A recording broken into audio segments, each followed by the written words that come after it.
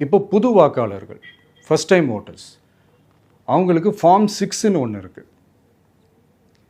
அதை நீங்கள் ஃபில்அப் பண்ணி நீங்கள் உங்கள் ஏரியாவில் இருக்கிற சம்மந்தப்பட்ட உங்கள் அலுவலகத்தில் நீங்கள் டைரெக்டாகவும் சப்மிட் பண்ணலாம், இல்லை நீங்கள் ஆன்லைன்லேயும் சப்மிட் பண்ணலாம். அப்படி ஆன்லைனில் நீங்கள் சப்மிட் பண்ணிங்கன்னா அதுக்கான ஸ்க்ரீன்ஷாட்டை எடுத்து வச்சுக்கோங்க. ஃபோனில் மெசேஜ் வரும், அதை சேவ் பண்ணி வச்சுக்கோங்க.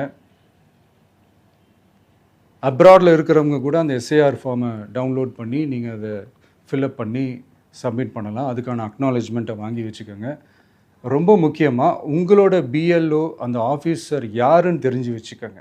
இந்த தேர்தல் ஆணையம் அந்த வெப்சைட்டில் போனீங்கன்னா அந்த பர்டிகுலர் பிஎல்ஓ ஆஃபீஸரோட ஃபோன் நம்பர் கூட நீங்கள் எடுத்து வச்சுக்கலாம்.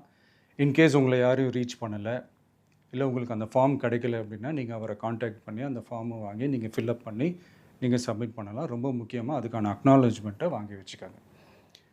இது எல்லாமே சரியாக செஞ்சாலும் இந்த எஸ்ஐஆர் மேலே சில டவுட்ஸ் இருக்குது. அது என்னென்னா, இந்த 6,36,00,000 வாக்காளர்களுக்கு ஒருத்தர் விடாமல் இந்த ஒரே மாதத்துக்குள்ளே எப்படி எல்லாருக்குமே அந்த ஃபார்ம் போய் ரீச் ஆகும்? ஒன்று. ரெண்டாவது, நீங்கள் வரும்போது வீட்டை பூட்டிட்டு வேலைக்கு போயிட்டு என்ன பண்ணுறது?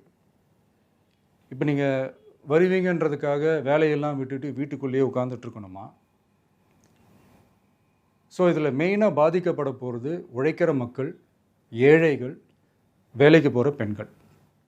இவங்களுக்கு யார் கரெக்டான அந்த பதில் சொல்ல போகிறது? ஒரு நியாயமான எஸ்ஐஆர்னால் என்ன நடக்கணும்? இப்போது இறந்து போனவங்கள மார்க் பண்ணி அதுலேருந்து டிலீட் பண்ணணும். இப்போ போலி வாக்காளர்கள் இருந்தாங்கன்னா அவங்கள மார்க் பண்ணி டிலீட் பண்ணணும்.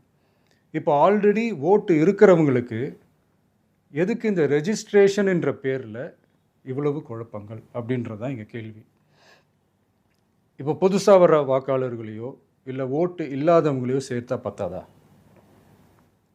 இப்போ ரீசெண்டாக நடந்த இப்போ எலெக்ஷன் 2021, 24 எப்படி எல்லாருமே ஓட்டு போட்டோம்?